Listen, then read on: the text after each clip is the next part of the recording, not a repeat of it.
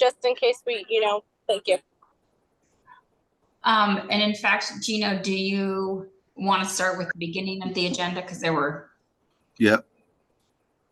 Let's go to the beginning. I just wanted to jump into it, and evidently so were you ready to just jump into it. Where is it? It's right here. It's executive committee. Which email was that? I can't remember. I know I just looked at it too. So it's attached to the agenda item for today. It should be. Yeah.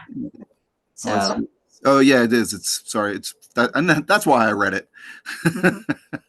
So it's first just calling it to order. Yep. So determine a quorum. We have a quorum. We said that already, and then we were. So there were two sets of minutes in there. One of those I was definitely not available on. I know that for sure. Hold on a second. So even the makeup of the committee has changed at this point. Correct. But we need to approve these before going on, I assume. Correct. So what we have is here, obviously there's no public comment unless someone wants to make it. Hannah, you want to make public comment? So we were looking at the 2023, the 2022 and the 2023 meeting minutes, right? So December 12th, 2022 and April 20th, 2023. Correct. So I was not at the 2022 one, December 12th, 2022. But looks like what was stated at that time looks like what we're doing now, right? So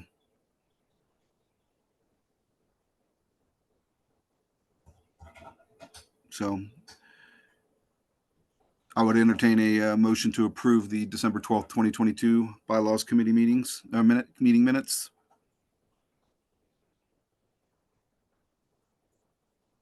So can Neil talk?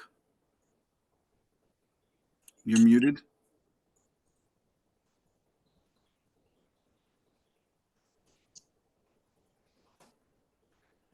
Does Neil have a microphone? Because I can't hear him. Can't hear him either. There he goes. Is that better? Much better, sir. So yes, I'll make that motion. Okay. And I'll second it. And all those in favor say aye. Aye. All right, let's move on to the next one. The next one was I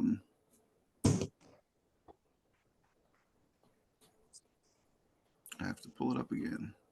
So now we go on to the revisions.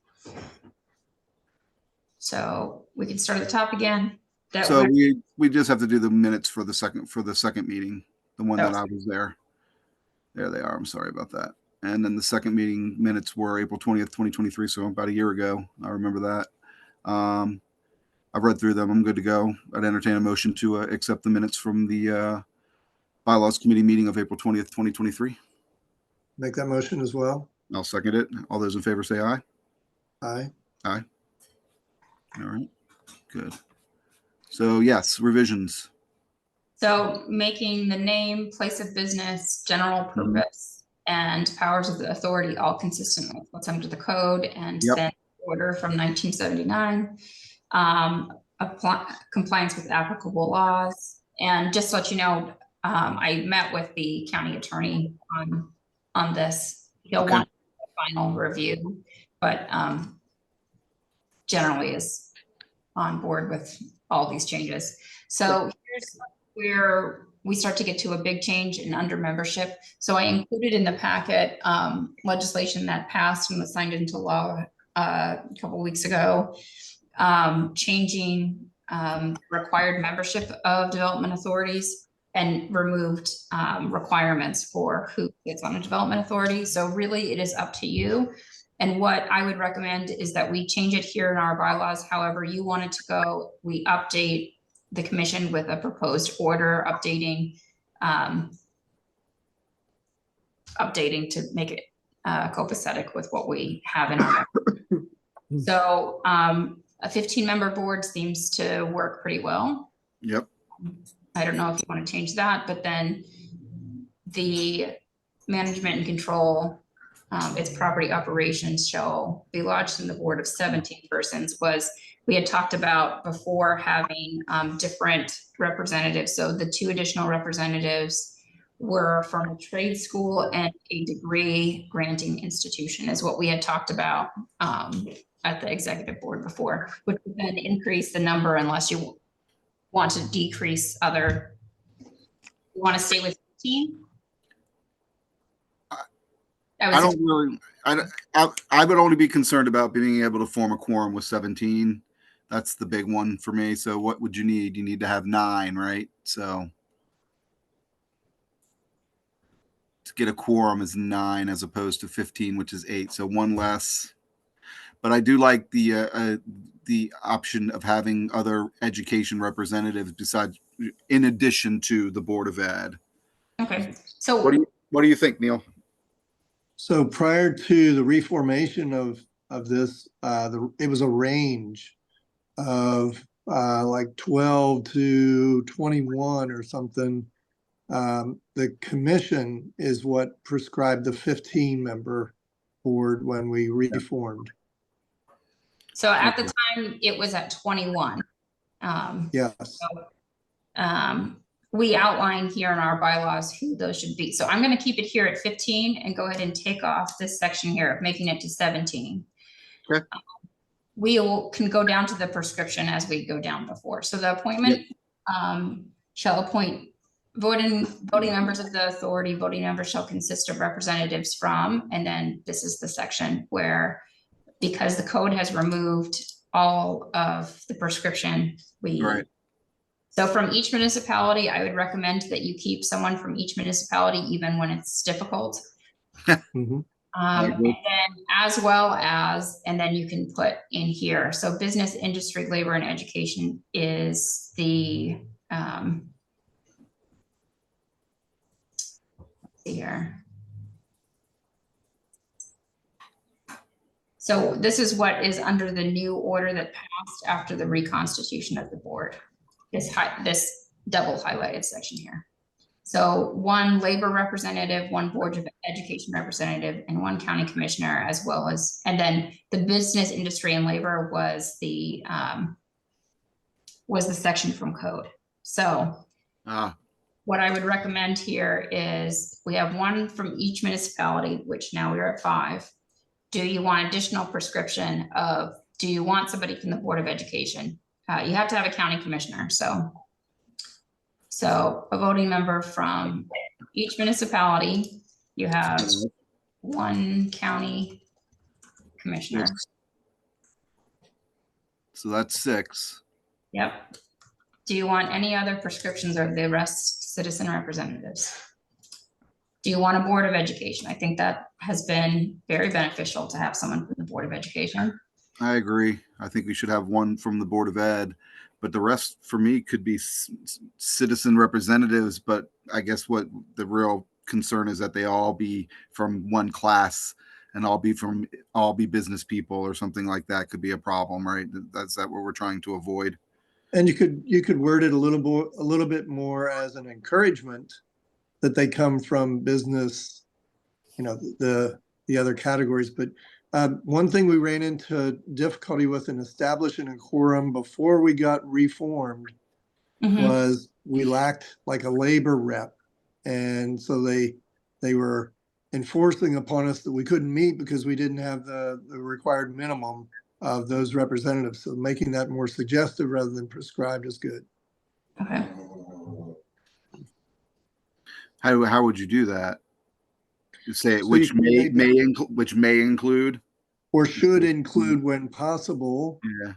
representatives of business and industry and education. Yeah, that's a good way to put it. Should include. So right now, the Board of Education sends along its recommendation for someone to be appointed. So I think we muddle that process if we say should be. And do we want the Board of Education sending along someone who they want to be their representative? and then the county commission confirms. Do we want, Yeah, I was putting the should after the ones you have listed, Eddie. okay, so so all of these should include a No, representative? I was putting the should after what you've got written. So those would all be prescribed and the shoulds would be business, industry, and other education. So we are at 5, 6, 7, so that leaves us with 8. So 8, that should include, Right. that makes sense. One business, And what one, that gives you then is sort of a guaranteed 7.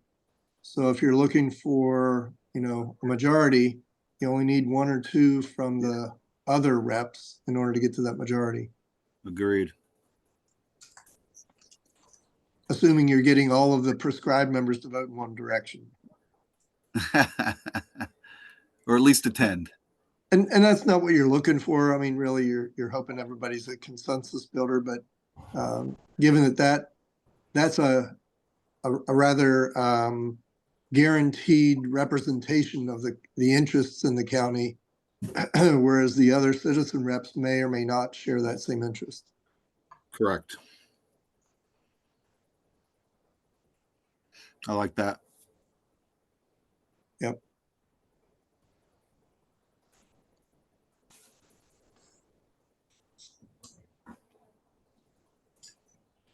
Okay, how are we with that section then?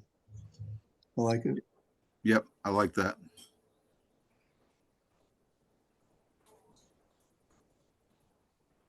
And I think you just have to assume that there's a reasonableness that not all the remaining 8 come from all business or all industry or all labor, that there will be a smattering of each. There should be. Yep. So some of the things that I really like that we just kind of like happened on, we have people from the agricultural community, we have people from the top 10 employers, we have the people from tourism. These are kind of like things that have made our work more inclusive. So those are, so business, industry, and labor, I'm up for whatever, but again, having like Mary Catherine with her background in farming has been awesome. Neil, you being one of the top 10 employers has been really crucial. Having someone from, you know, James Rumsey or Blue Ridge would be really beneficial to talk about the trades, because we don't have as much on the trades, but having Greg with the background and more of the assembly line manufacturing has been important. And I don't know how we communicate that to the commission over the long term so that it doesn't become, I like that we are not an ideological set of one, that we're able to. You know, Eddie, to that point, maybe it's business, industry, agriculture, and labor, that you add that in. How about agribusiness? Is that okay? Yeah, yeah. Agribusiness, sure. That's a roadmap for the board and the commission to find a diverse group of people. Right. Healthcare.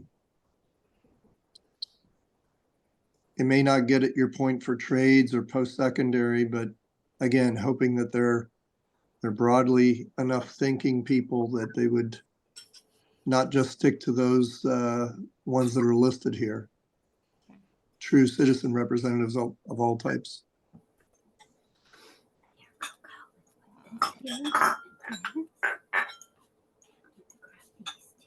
So this is taking out this prescription here. Then,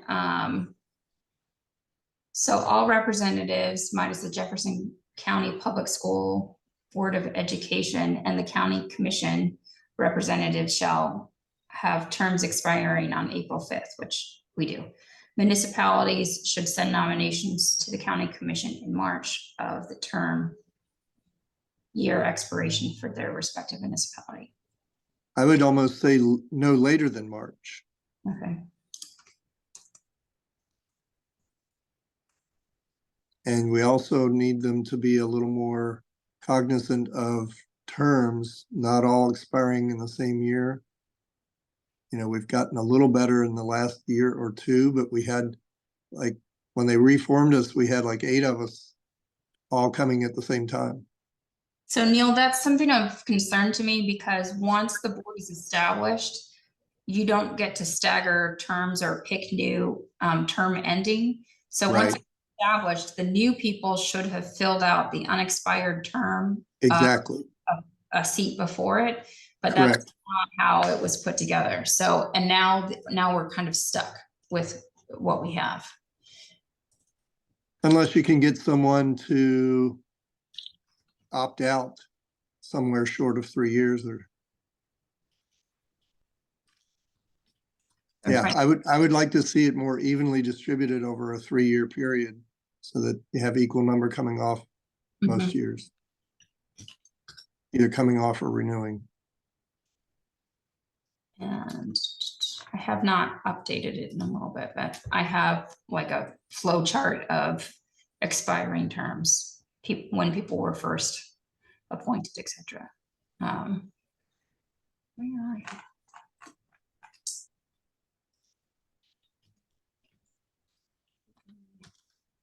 Yeah, at one point, I think there were like 7 or 8 of us out of the 15 that they had at the time that were all in the same year.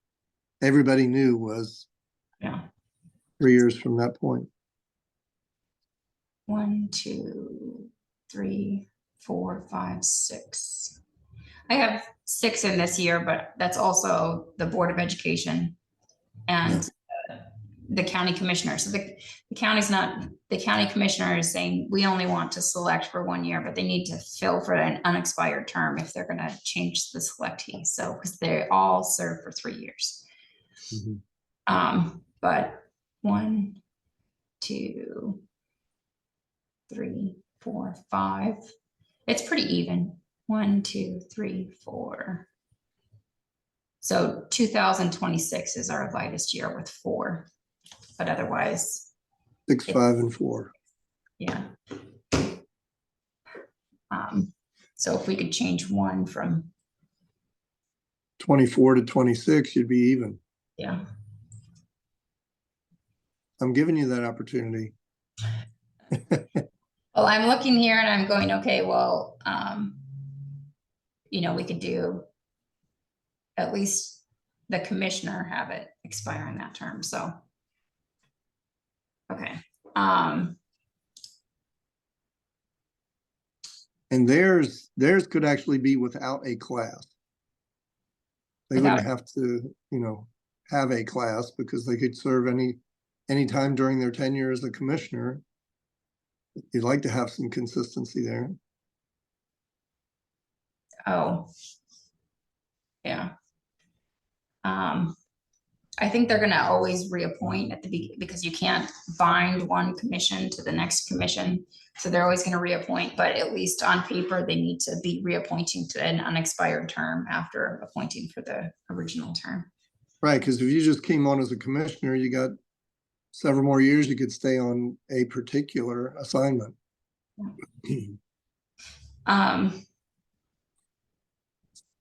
Okay, so moving on to this next one here, unless you know a way to fix that in our bylaws, county commissions.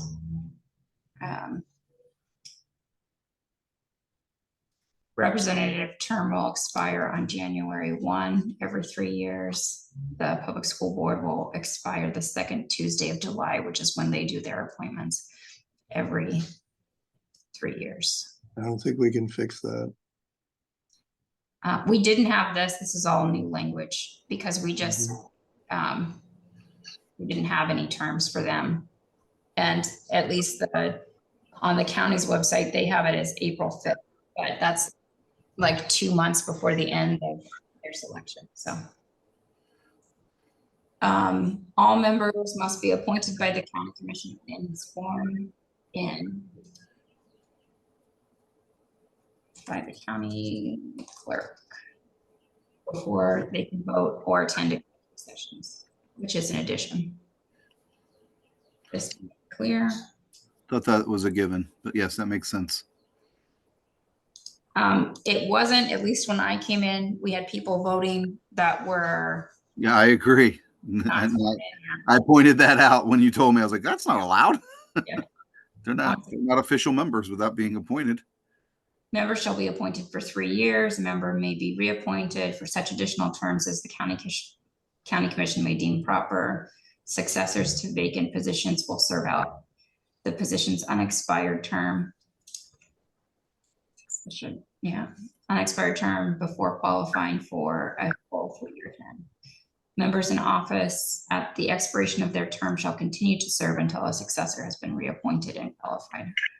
Eddie, in the section above, we might want to clarify your last statement, the all members. I don't want people to think there's only executive sessions where they can't vote or attend. They can't vote. They can't make motions, vote, Yes. make motions or vote in any meeting, nor can Including, they attend executive sessions. including attendance of, something like that. Exactly. All members must be approved by the county commission, sworn in by the county clerk before they can Make a motion, vote, or attend executive sessions. Yeah, you nailed it, Neil.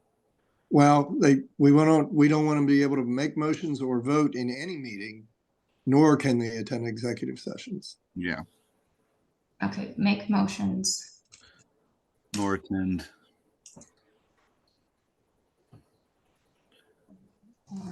Or vote in any JCDA meeting, nor can they attend executive sessions. Perfect. That's as clear as it gets. Okay. Members shall be appointed for a term of 3 years. A member may be reappointed to them. Okay, on to this one. If a member of the authority resigns, the secretary of the authority, and I suggested changing that to the executive director, shall immediately notify the county commission and request. Is that okay? Absolutely right. Or staff, executive director or JCDA staff or something like that. I don't know, because you're probably going to direct someone to do that anyways. Probably not going to do it yourself. You might. Shall immediately notify the county commission and request an appointment of a qualified person to fill the vacancy left by the resigning member. The county commission may remove any member of the board by an order duly entered of record and may appoint a successor member for any member so removed, which that was language from before. Vacancies. If requested to do so by the county commission, the members shall recommend to the county commission names qualified persons to appoint or appointment to fill either pending or existing vacancies in membership.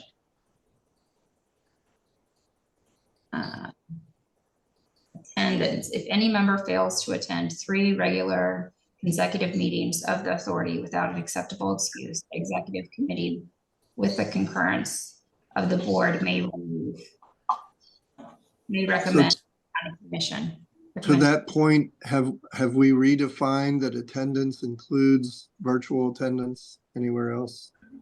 I will make note of this and we'll come back to it.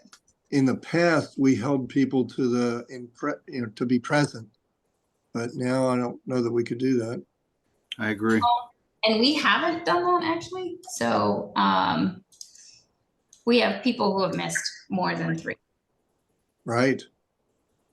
So But I think if at least 2 that I know of this year. So and we're only is that without an acceptable excuse? Yeah, that's the differential. They say, I was in Toronto and I couldn't make it. Sorry. Has somebody sent you any excuses of why they wouldn't attend?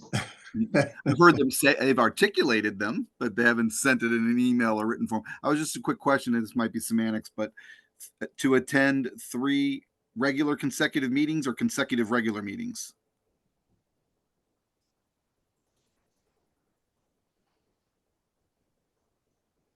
for attendance. Does that make sense? Should it be consecutive regular meetings or consecutive meetings, 3 consecutive meetings? Or are you saying that special meetings would count? So with this one, honestly, Might be semantics. I don't know. are you going to recommend to the county commission to remove someone because they've missed too many meetings? Not if they have an acceptable excuse, at least for the third one. Okay. And you're okay with that it's three in a row? 3 in a row. Yeah. All the boards I've been on, that's always been the rule, you know. Well, what it does is it pushes people to attend because they don't want the possibility of. They don't want to be they don't want to be shamed for missing 3 in a row for no reason. And what would you like? Would you like 3 consecutive regular meetings or 3 regular consecutive meetings? I think it means the same, to be honest with you. Okay. It's just word order to me.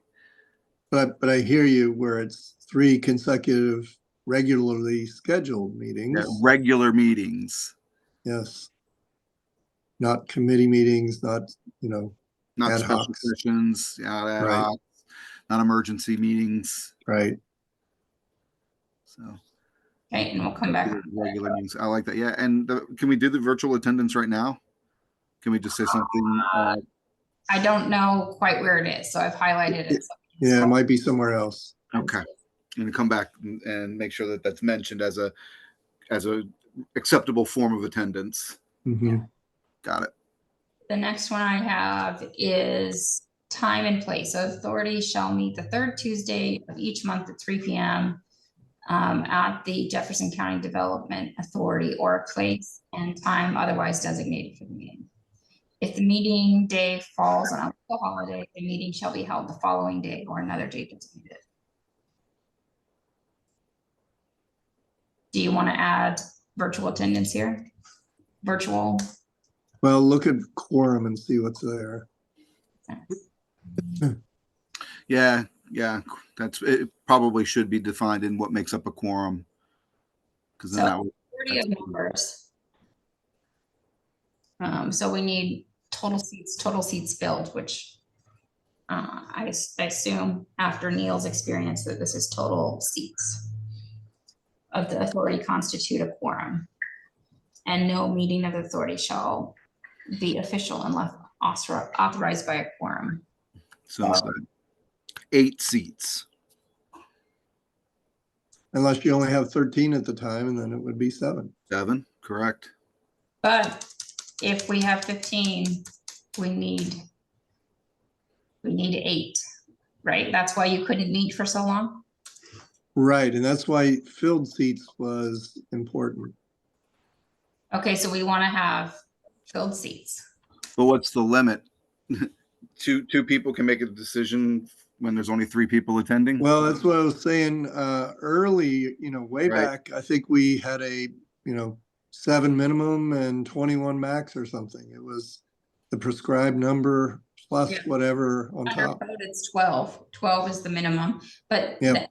but here's the thing is if the municipalities don't fill seats and people Right. don't show up, so is it 8 or is it some number less than 8? What? Yeah. Is For right. me, it's almost like it has to be there could be no less than 8, and then a quorum of that 5 out of the 8, right? Because I would hate for the board to make a decision without even having majority representation.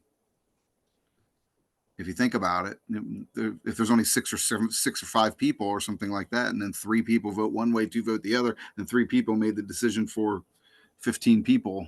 So what makes the minimum that we're allowed to have a meeting? Are you saying 8?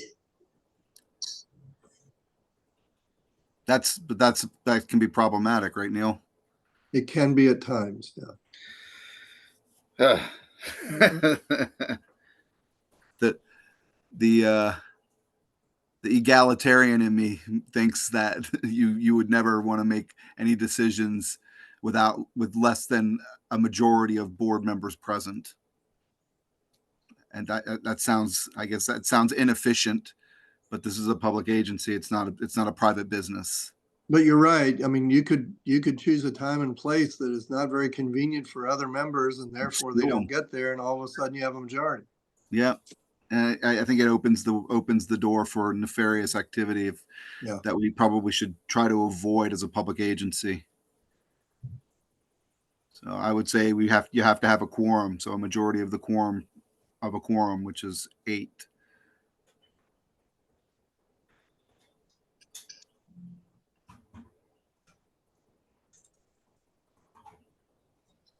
Majority of the members of the authority, members of the board of the authority can constitute a quorum. Yeah. And I know it's problematic, and I've sat there for 5 or 10 minutes waiting for that eighth person to get on, Yep.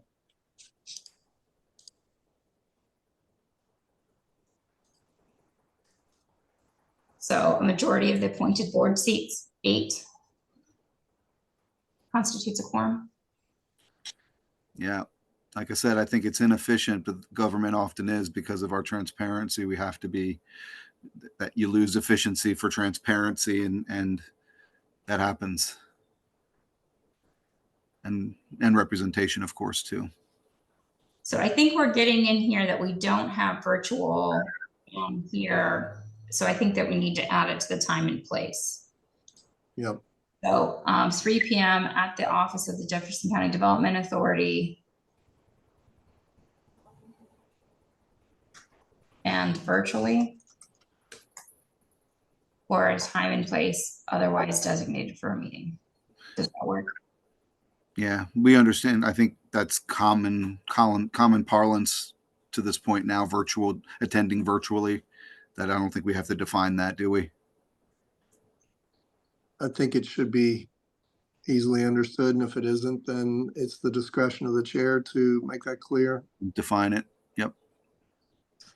Okay, now on to voting. Each member of the authority present in person or virtually shall have 1 vote on each matter under consideration.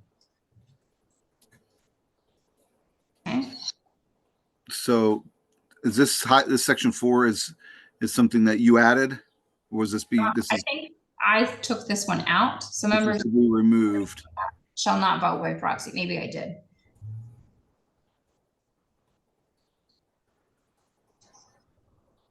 Oh, that basically, did you want to allow a vote by proxy? Because we've had that come up. Are we allowed to vote by proxy? I think because we allow for virtual attendance, that it's almost unnecessary. I think things like you're giving birth, or you're on a plane, or those are the times where you wouldn't be able to vote. But those are the only. It's rare. Yeah. So we should take out proxies. Yeah, I don't like the idea of proxies, although if my wife were giving birth, I think that qualifies too. Yeah, absolutely. Particularly at her age.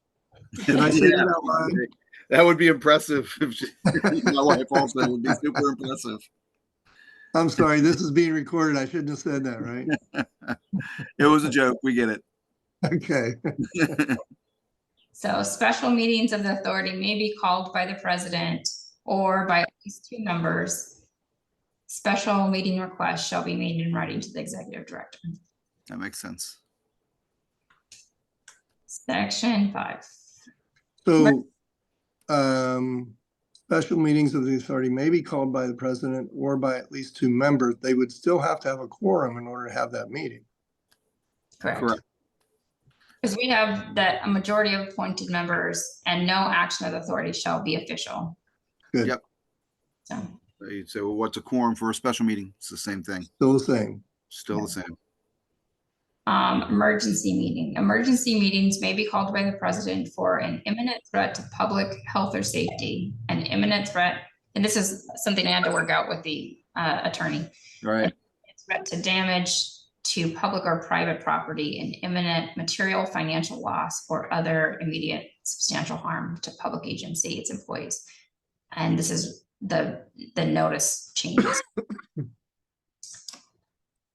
Before, we just were able to call an emergency meeting and not provide notice, and so that that's why it has to be very specific that it has to be this, immediate damage to public or private, like we have a, I don't know, power line come down across our property and we have to, who knows, notify everyone or something. Or what about if the state demanded immediate repayment from sweeps or something like that? You know, immediate payment for something that would, I think, would constitute an emergency meeting because that would be a substantial or imminent material financial loss, right? Yeah. So meeting notice, this follows the Open Meetings Act. So we didn't have business days in here. So just make it clear that it's business days because Saturday and Sunday don't count towards the notification requirements under the Open Meetings Act. Before a regularly scheduled meeting, at least 7 calendar days before a special meeting. And then in the instance of an emergency notice, notice shall be provided as soon as practical prior to the meeting. And so this is the, that's Okay. on those requirements. And that's why we have to define emergency meetings so strictly. That makes sense because of code. Yep. Seems like the Open Meetings Act is a little lagging, given that I get still a lot of people only work 5 days a week, but 3 business days sometimes is a challenge. That means it's got to be out by Thursday afternoon, or does, what constitutes the 3 days? Before midnight on Thursday for a Tuesday meeting? So, you're trying to get into the room again, Neil.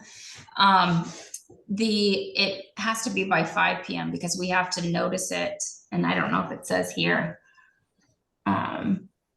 But we have to notice it at the clerk's office, and so the clerk has to print out. So Publicly post it. So it has to be before 5. And so today, Anna's getting out the agenda for next week, and she's doing that before she leaves at 3. So that's why midnight doesn't work. Yeah. Before close of business of the first day or whatever, something like that, right? Mm-hmm. So this notice shall be provided by email at least 3 business days before. I don't know if we want it by email. Should be noticed publicly, right? I don't think it needs to be email. I mean, if the notice is provided anywhere, Mhm. you know, we used to have to post it on the door, but you know, I think now you can post it to your website, you can post it anywhere, and it's been noticed. So Open Meetings Act says in a way that's usual and customary besides the courthouse. So we have to post it at the courthouse and then ways that are usual and customary. So And the way, usual and customary, or whatever our usual and customary things are. yeah. I changed this here from email to this notice shall be provided at least 3. Right. So the Don't- meeting, go And ahead. you posted on the cork board right outside the door. I've seen it there, right up outside the door of the office, or I have seen it at one time there. And you So can we do notice it there. You can notice it. Yeah, our website, absolutely. alert system, and the clerk's office. So it gets posted. You're covering all your bases with that. Social media, website, clerk's office. You know, yeah, you got it covered. But you Okay. didn't put it on the state register for public comment? Hey, thanks for letting me in on this second device here. It's a whole lot easier to see this on a computer screen than my phone. That's why I was leaning in so hard. Okay. So the meeting notice will also be provided to Jefferson County. At the same time, members are notified to be published in a practice consistent with Jefferson County public meetings. And this is, I have found out it's Jefferson County. Yeah, that's a comma there.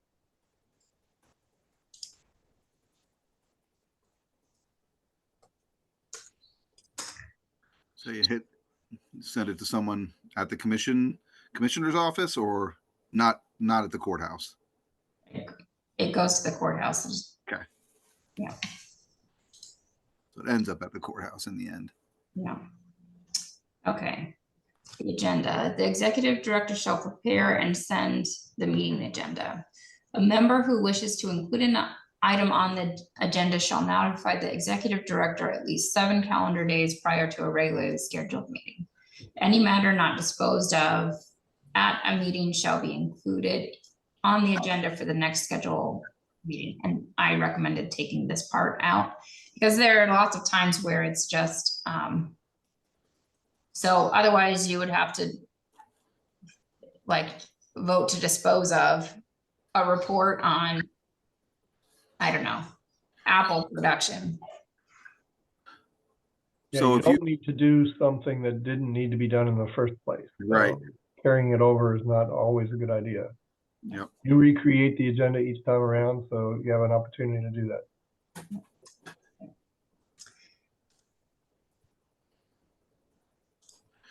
You might have a discussion on something that had an action item and you decided not to have an action, Right. and then it's, you're forcing it onto the next agenda. That doesn't, not necessary. I think the intention was that you didn't lose sight of things, but that's not the way to make it happen. Yep. Director's report should be moved to the end of the agenda, in my opinion. I'm sorry. I don't know if that's just the way I'm accustomed to doing it in my board meetings, but I just like having the director have an opportunity to state whatever hadn't been said in old and new business that she believes should be something that's mentioned. And that gives them the exact perfect time. Do we want to have any member comment? Or is that too much leeway? No, I think that's good. The director's report thing, that was always something Dennis was wanting to do, was talk up front. And part of it, I don't think was for wrong reasons. At the time, we were having a lot of contentious issues in the community. The director's report solved a lot of that discussion. Yep. I think it's best left as we're doing it now. So I switched old business from unfinished business. Is there any preference? I like old business. Old and new. Old and new. Oops. I just find the executive director's report at the very end, they can sum up the theme of the meeting, but also provide information that maybe hadn't been mentioned before. Yeah, I think it gives the executive director an opportunity to comment essentially on what things may have come up that you need to clarify. Absolutely right. So nothing in the above format includes adding items or deleting items or deleting specific items from the agenda, including but not limited to executive sessions as authorized by the Open Meetings Act. Which basically I found out that I like to say executive session recommended and then give you the code reference so that you know how to do it the right way. But anyway, some boards don't give you as much information as that. Further, the authority may, upon its own motion, revise the agenda for a meeting. Items not posted on the agenda are presented and placed on the subsequent agenda for action, which that can happen, but you can't take any action on it. Although it's a little dicey because you are conducting, discussion that would lead to an action item that you haven't noticed for the public. So I would recommend you don't want to add items to your meeting agenda that you haven't noticed. Yeah, I don't even like to add discussion items. Because then the public wasn't noticing. If it were something they would really want to be a part of, they didn't get a chance. He sprung it on them. Neil, do you have any thoughts on that? Well, my only comment would be if you add it, then you still have to discuss it next time around. Correct. What if that gets? Are you forced? Are you forced to though? Yeah, No, this That one one says says items not posted are presented or so on a subsequent agenda for action. Are may be presented. will, must, shall.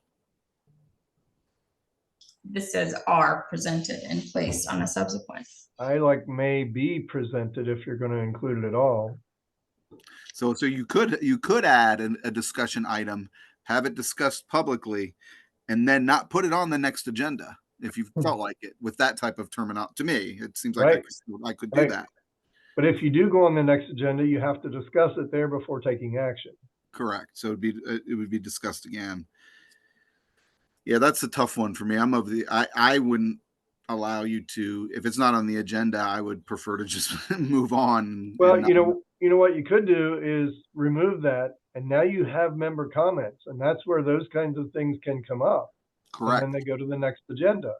And it's not part of regular business. It's member Right. comment. Now that we've added the member comments thing, then Yep. that negates that need there. And So then the it's- president can then say, let's make sure that gets on the agenda next month. Exactly. Yeah. And we can have a full discussion. So all meetings will be conducted according to Robert's Rules of Order and in accordance with the West Virginia Governmental Proceedings Act, Open Governmental Proceedings Act. So executive session. An executive session may be called by a majority vote of the members present. Yep, I think that's okay. Mhm. As long as you have 8. Right. You're assuming you already had the quorum. For the purposes of discussing such matters as authorized in executive session by public agencies pursuant to West Virginia Code and Act. So the next thing, I think was added here. So in talking to our attorney with the county and then with Will, there was a suggestion to have people also sign confidentiality agreements or non-disclosure agreements. So prior to participation, so this is an addition. Prior to participation in any executive sessions, members must execute a confidentiality and non-disclosure agreement with the authority. The agreement must be renewed every member term. And then I say that I have a copy that Will Rohrbar, our attorney, drafted for us. So how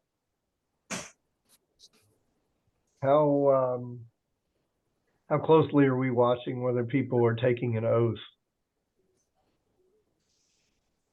Well, I had to bring mine in signed. Yeah. Right. we take everybody's oath of office in. The only thing is, so there's like a push-pull, especially in a post-2018 world.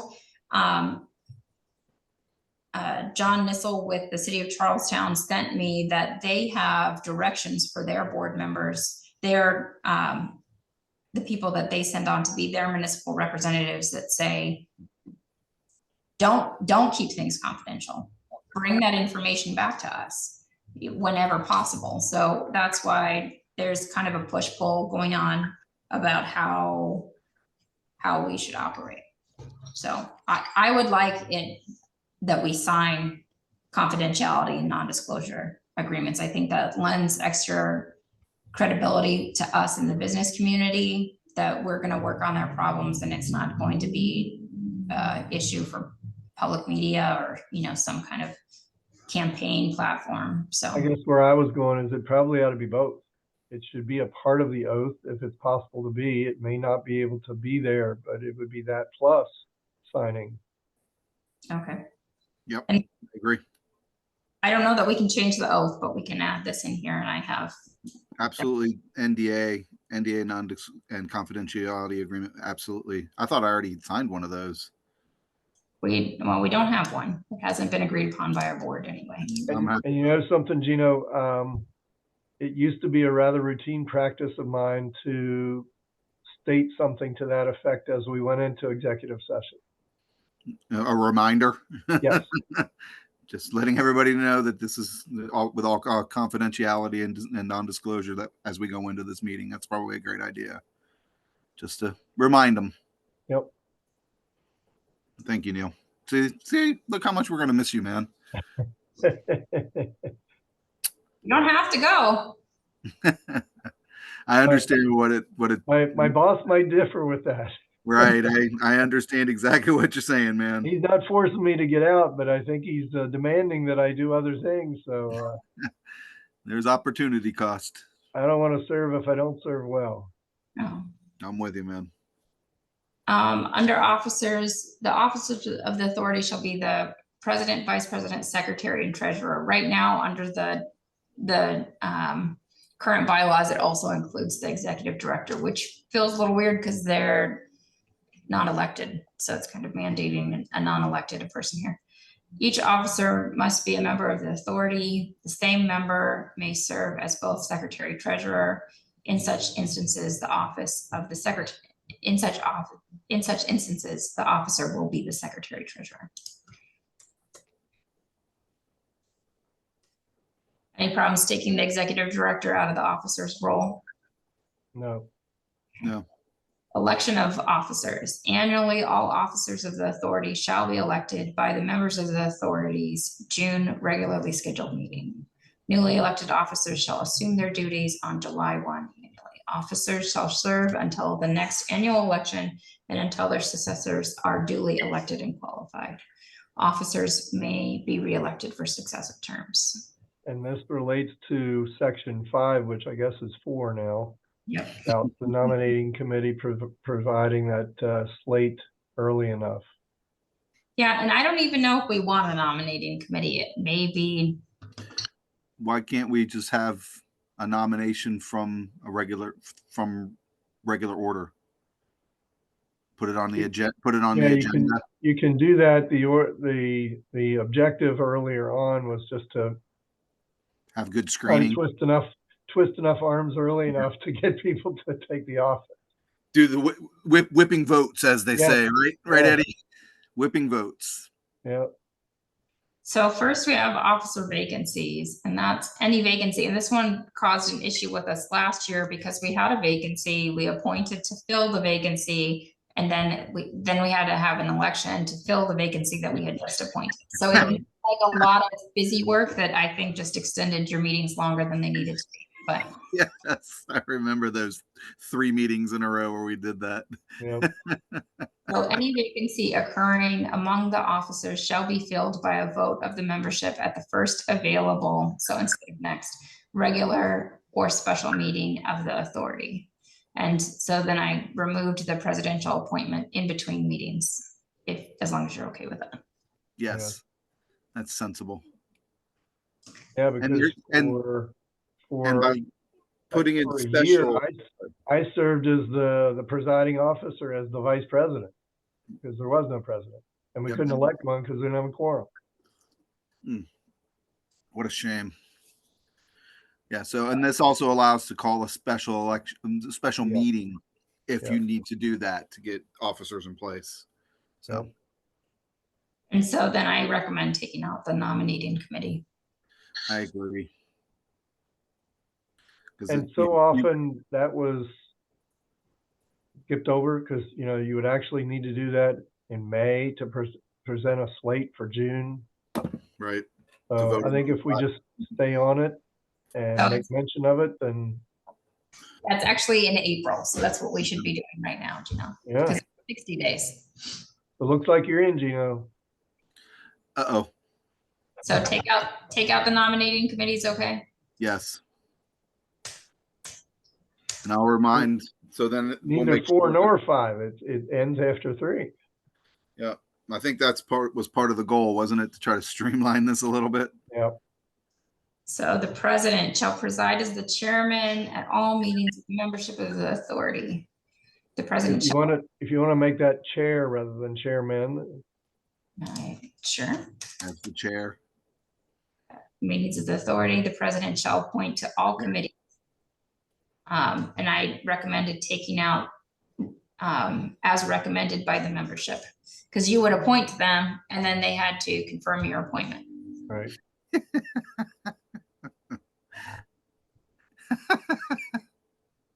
Sounds like a Dickens novel. Let's take another step. Let's add another step to this. That's not Disney's way of doing business. Be more lean. Lean. And shall be an ex officio member of all committees. Yep. That makes sense. And there's a difference between ex officio and voting versus non-voting, right? Ex officio just means you're a member of. Correct. Any committee you choose to go to. The president shall sign the meeting minutes of the membership at which the president presides. And right now we have the secretary sign those. Did you want the president to sign those or did you want the secretary to sign those? I'm partial to just the secretary. Otherwise, you would say presiding officer because it may not be the president. Gino sometimes is indisposed and someone else has to run the meeting. So I'm going to take that one down to section.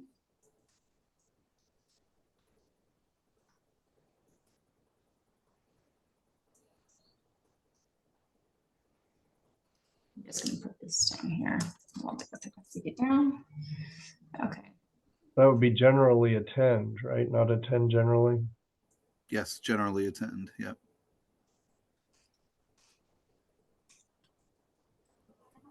Or should just be attend. Yep. That's even broader, isn't it? Yep.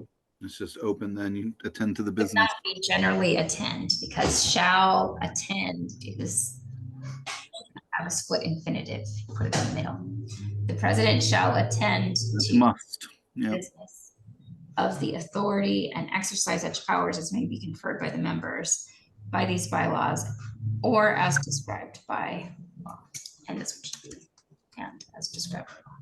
The president shall execute and if necessary acknowledge for the record any deeds of trust, contracts, notes, bonds, agreements, or other papers necessary, requisite, proper, and convenient to be executed on behalf of the authority when and if directed by members of the authority. If the president is absent for any reason, unable to discharge the duties of the office, the same shall be discharged by the vice president. Or in the absence, any remaining officer. Sounds like Todd's up. Yeah. Or Chris, right? Yeah.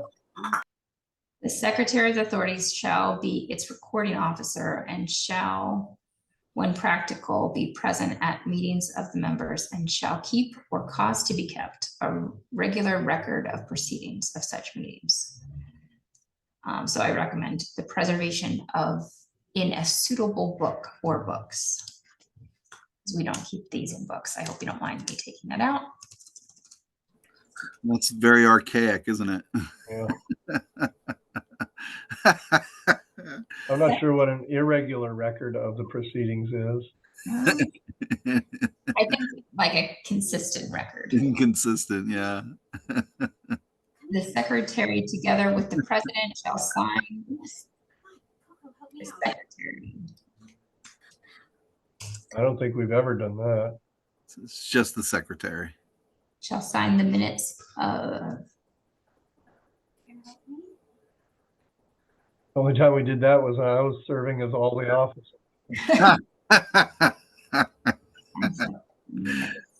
That's efficient. The unified executive. Yeah.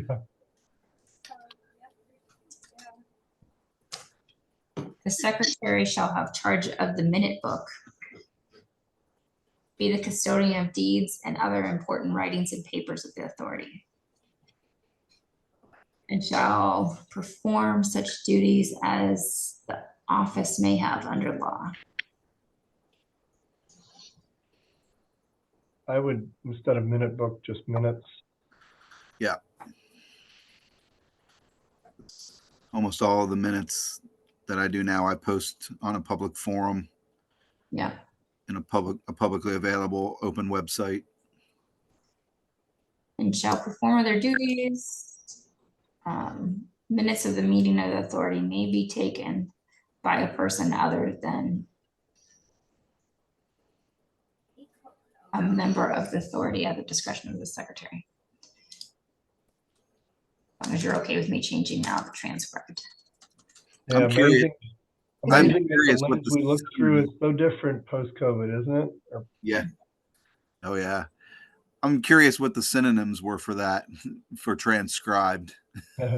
Well, if we transcribe, it's my understanding of the use of the Has word to be handwritten.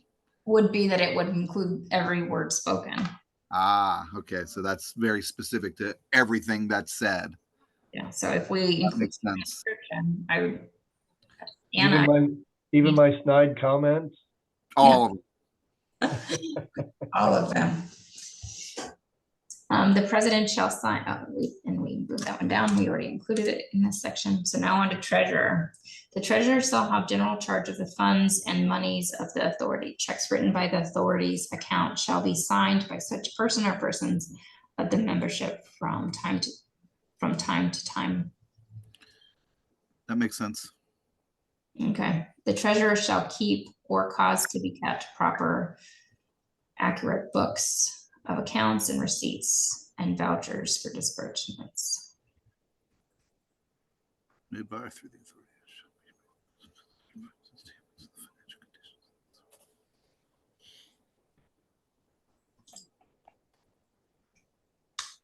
A So, lot of words to say the treasurer should do what a treasurer is supposed to do. yeah. Right.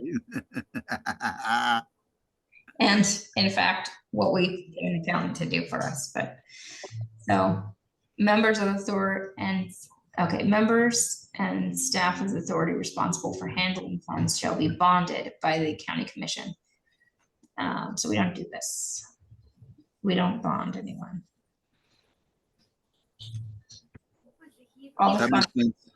shall be expended in accordance with the authority's financial procedures, policies and procedures, and we don't have one. And the county doesn't, I mean, the county kind of has a financial policy, but other than that. Hopefully you're not reaching out to MK anymore for that. No, but I did. Just making sure. So under this, I'm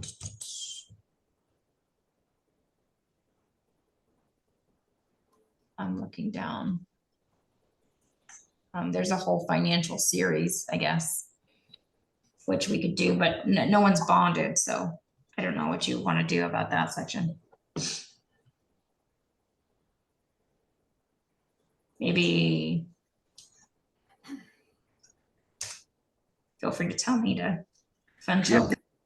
Probably going to have to eliminate that because it's not done. And the Well, county, we do follow the county financial proceedings. right, but not bonding. And there is no manual unless obviously there's a manual with the county financial procedures, right? So that makes more sense.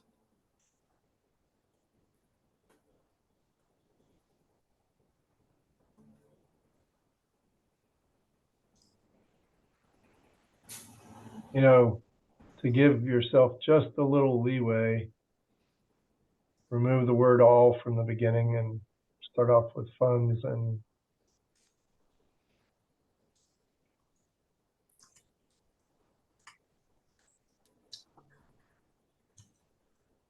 So, and then adding in there and guidance with the West Virginia State Auditor, because that's your thing. Where do we get it? Okay, the executive director.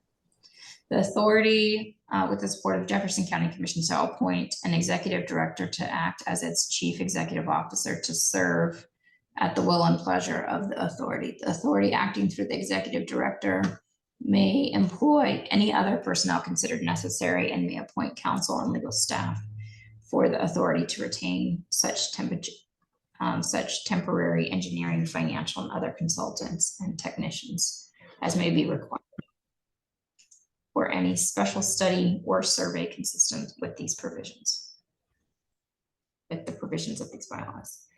Shall provide day-to-day management of the authority and make every attempt to advise and execute the wishes of the authority. And I think this was pretty,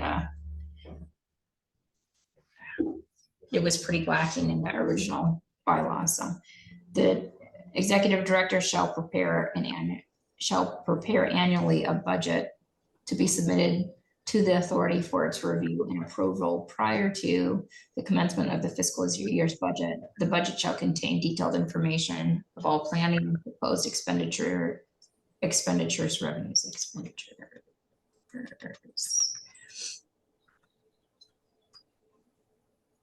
and revenue.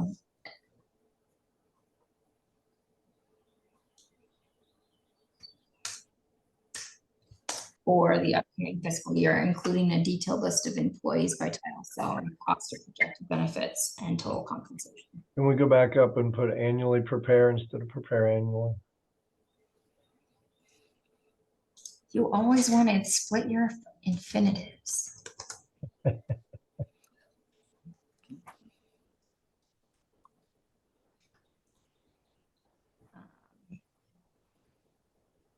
All costs incidental and to the administration of the authority, including office expenses, personnel expenses, and current expenses, shall be paid in accordance with the guidelines issued by the authority.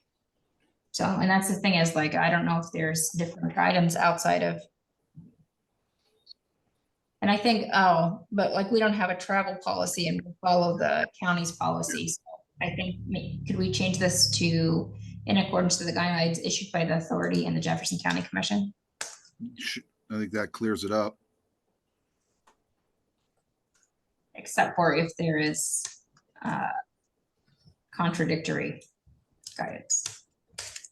And it's just me, but I would remove the word all at the beginning. And I've just been hung up by attorneys on the occasion where I didn't do it every single time.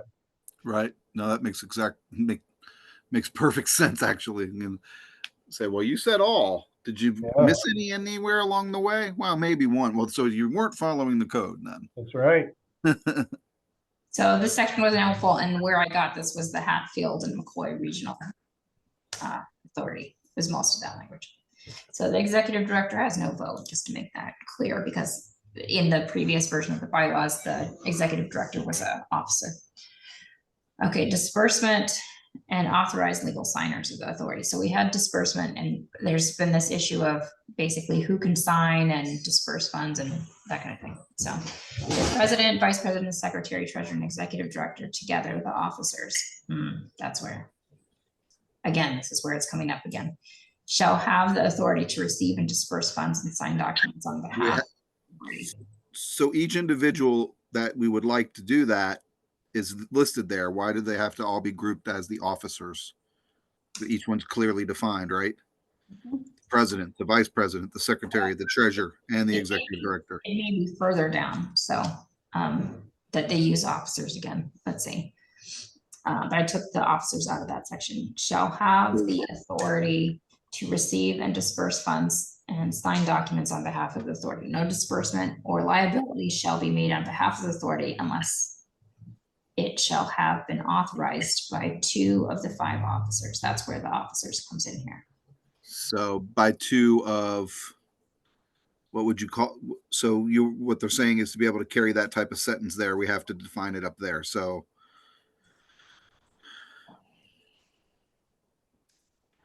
are the president, the vice president, secretary, and treasury, what are they called? They're called officers, right? Yes.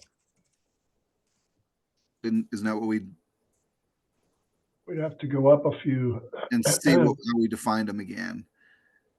So here we had the officers, so I just changed it to 2 of the 5 people listed above. 2 of the 5 positions listed above. Yeah, sure. That makes sense. The executive director will be one of the signers, except in the instance of a vacancy in the position. That would be EX. Let's hope it's EXCEPT.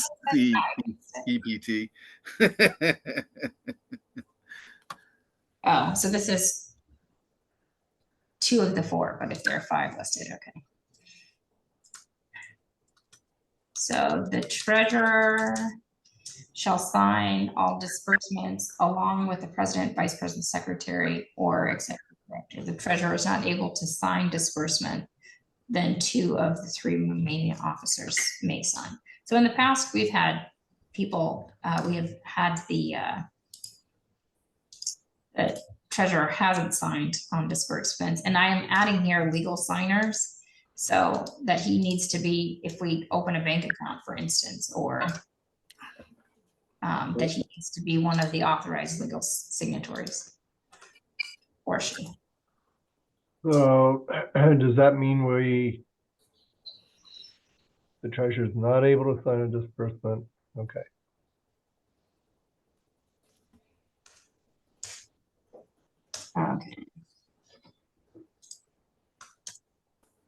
So the treasurer shall sign all disbursements along with one of the other officers, Yeah, so the treasurer has to sign. right? So. But and the way one- it's stated there, it might allow someone to conclude that all the other officers, because you have or the executive director. So along with either the president, vice president, secretary, or the executive director.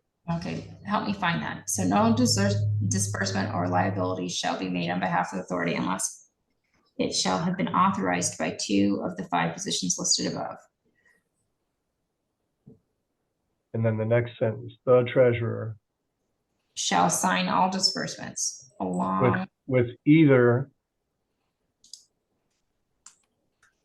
the president, the vice president, the secretary, or the executive director, So any, right?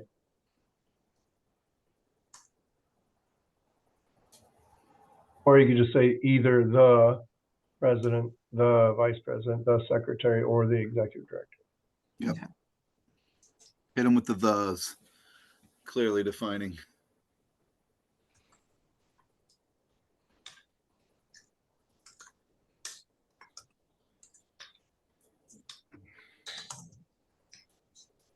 okay, then on to committees. So the committees that we have listed here are executive, business development and marketing, GLA, and ag. Removing the finance committee. Which I don't think is a standing committee. It's not a standing, it's not under our bylaws before, but it was, if we want to add budget and finance, we could do that. Do you have a treasurer that you can speak to every month? Looks like, Okay. that's the role of the treasurer every month, right? There's a treasurer's report. I think you can leave that. If you're having a committee, it could be the ad hoc. These are the standings. Right, I agree. Okay, executive committee. The executive committee shall consist of the president, vice president, secretary, treasurer, and chairperson of each standing committee. And I removed executive director from the membership. Except as otherwise specifically limited by a majority vote of the board, the executive committee shall be responsible for routine business authority between meetings. So I recommended taking this one out. Do you want to sell lots at executive committee that haven't been approved by the full board? Do you want to take action that's the full board hasn't agreed to? Again, that's a situation where you have a small group of people making potentially major decisions without even a majority meeting.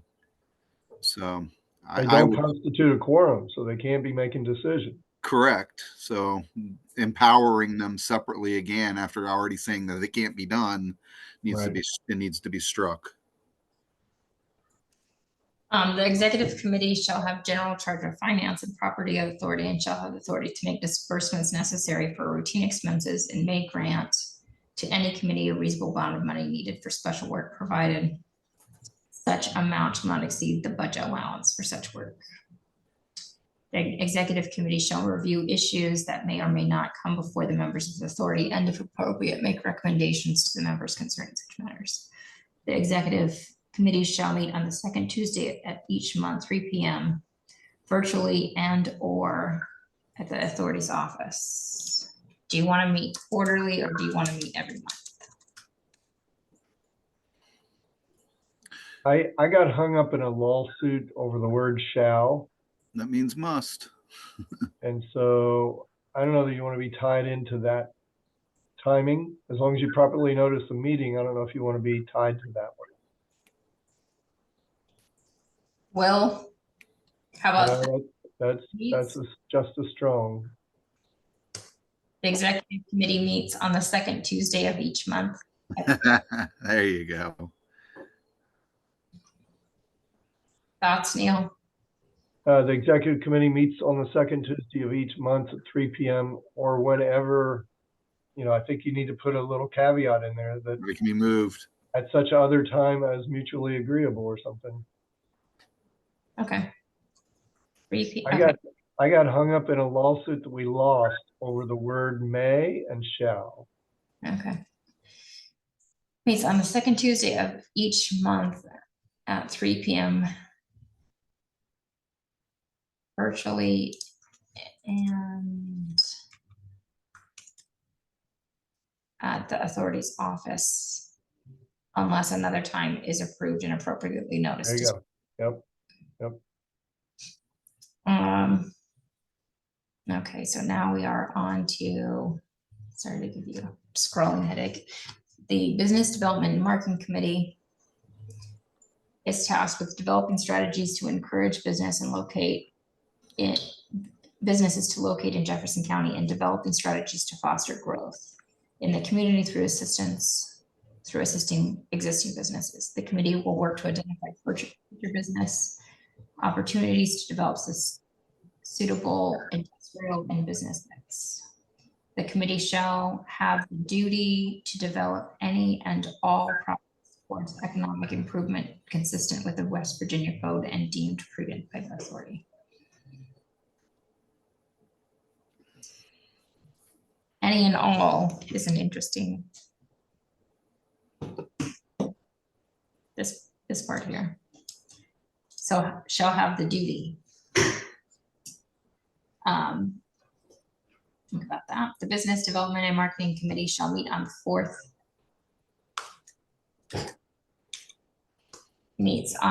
Wednesday of each month at 3 p.m. virtually. So it only meets virtually.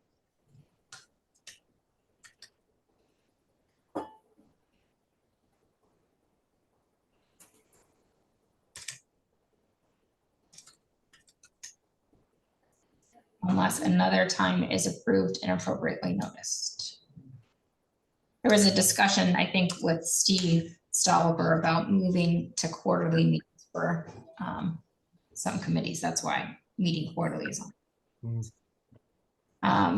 The Government and Legislative Affairs Committee is tasked with developing policies and action as a liaison between the authority and government and legislative bodies in furtherance of the authority's activities.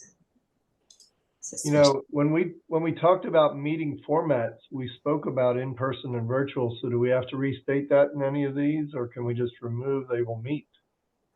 Leave it at that. Well, because we had in person for our full board meetings.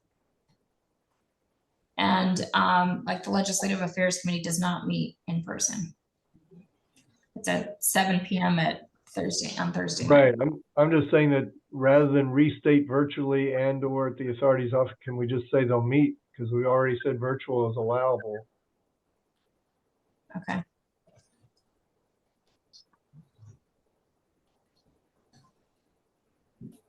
Right.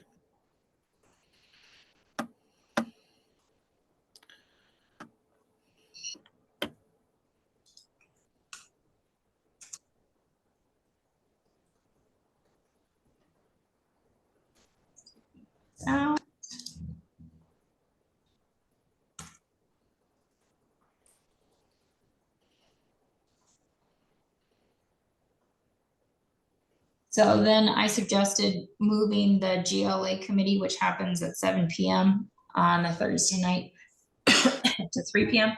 We are having, it hasn't met for 2 months because it hasn't had a quorum, and that's something that has consistently happened with that committee. And it's been really hard to get people to serve on that committee because it's at 7 p.m.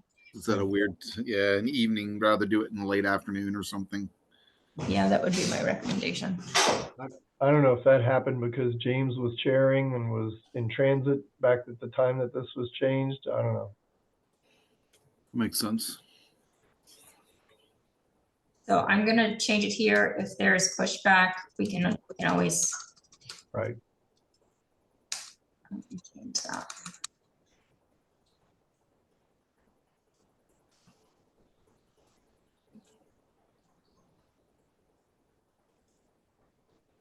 Guys, we have made so much progress on this. Good. It's been out there for about a year now, so we're knocking it out. So the Ag Committee is tasked with identifying, developing, and promoting agriculture and agriculture-related business in the county. Meets 3 p.m. It's a good time. It's consistent with the other times. Yeah. Mhm. Take out the quarterly.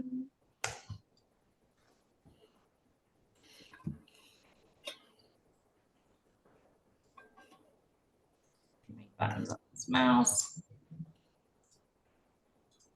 Okay, ad hoc committees. The president may create temporary ad hoc committees to accommodate the needs of the authority. 7, committee membership and appointment of members. The executive committee will consist of the president, vice president, secretary, and treasurer. The government affairs committee will consist of the president, each municipal, there was a suggestion, I think, from James that the municipal reps serve on that board, the Board of Education, a member appointed by the president. Each member must serve on one committee. Yeah. I don't know if you want to prescribe membership for. No, I don't like that at all. Sorry. What do you think, Neil? Yeah. Not a fan because We already have the Mhm. executive committee described up here, so we can take that one out. Yeah, Right. we don't get a lot of veto of who the county appoints. Yep. So to have them appointed to the authority and then have them prescribed is forcing people on us we may want to have in that role. So I have each member must serve in at least one committee. The president will determine committee membership and committee chairs. Yep. Okay. Each committee chair may provide for advisory or volunteer, because we have, especially on the ag committee, they want people from the community to serve on the committee. And then there was a discussion about whether those people could vote. So, but I think encouraging people from the community to serve on things like the ag committee is great, but just making it clear that they can't vote, I think is important. So each chair may provide for advisory or volunteer positions on their respective committees. These advisory and or volunteer positions, however, do not take on the responsibility and privileges of membership. These advisors and volunteers cannot vote, nor can they attend executive sessions without the request of the chair. And are we saying the chair of the authority or the chair of the committee? You tell me. I don't think it should be the chair of the committee. I think it should be the chair of the authority.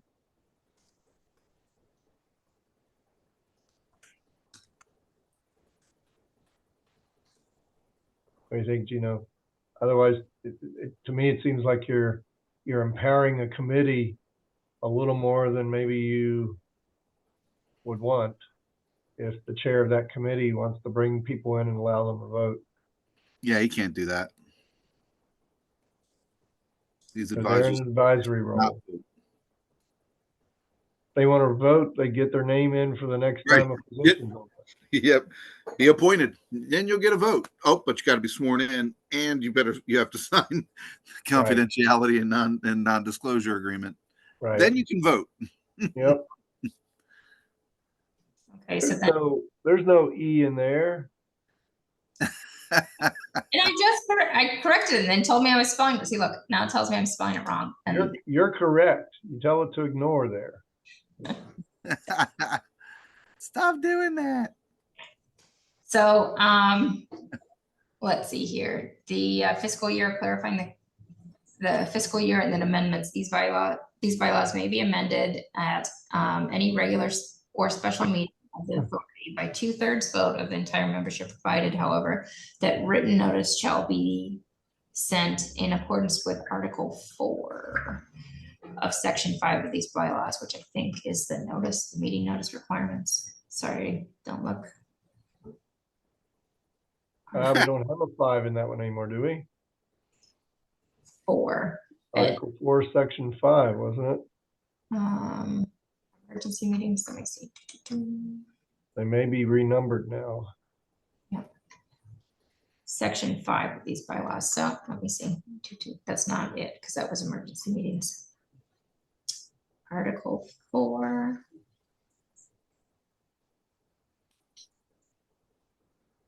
Yeah, it's Article 4, Section 5, so the numbering may have gotten changed. Yep. Oh, by the way, there's 5 going to 7. So now we're on to 6, and so this is, we need the meeting notice. And I've got 2 8s. Oh my goodness.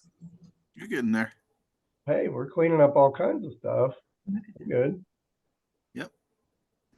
Is that the end? That's the end. Okay, so with the meeting notice, which is section 6.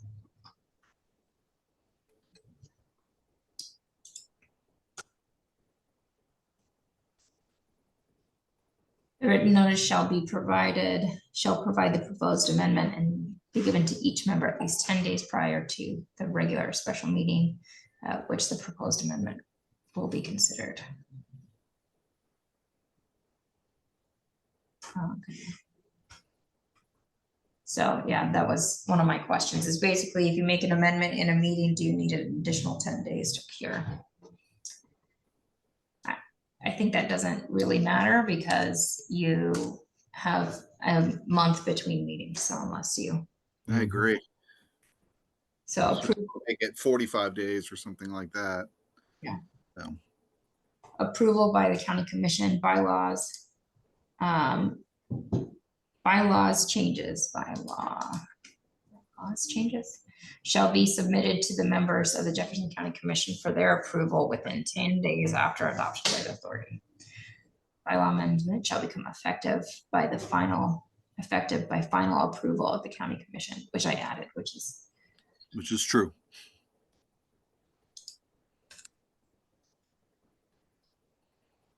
indemnification. And I had to talk to the attorney about this one.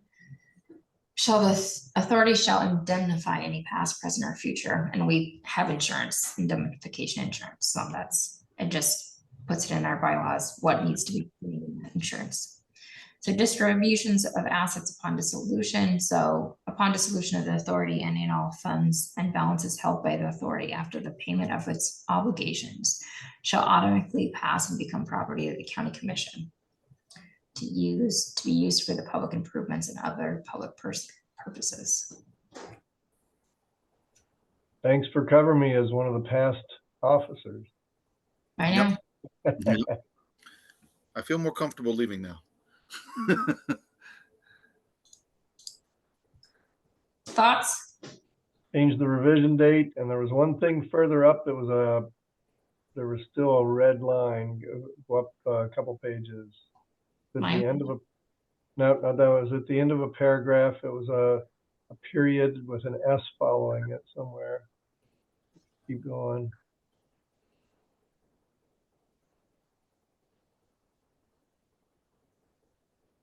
Keep going. On the left-hand side. Here we go. Here we go. Right there. Nice try.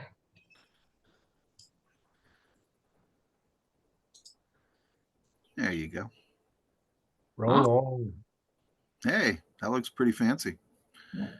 Oh, we still have that one. Yep.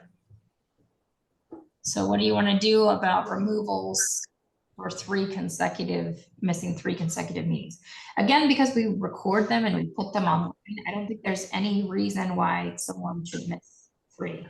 No, I agree. Don't even have to do it in real time. So. It even allows virtual attendance at higher up in the document, so I don't see why you would miss it. And more times than not, you're struggling to get people into roles, so why do you want to kick them out inordinately? Right. Okay. Awesome. So unless there are any other changes, I know that I'm trying to keep you guys on time. You knocked that out in an hour and a half, so good job. Thanks for the pre-work, because that's what gave us the heads up. Absolutely. So do we need to have a motion to allow you to make the changes in the bylaw and then have it presented to the full board for approval? I think you know, I would motion just to send this along to the So full. moved. So moved. Second. All those in favor say aye. Aye. All right. It moves it right over to the full board now. Properly Or noticed. at least half of them will read it. Anna, have you sent out the meeting agenda? Yes, it's been sent. Okay, well then it will be on next month. It'll be on the May board meeting. Well, that way you're able to tell people it's coming.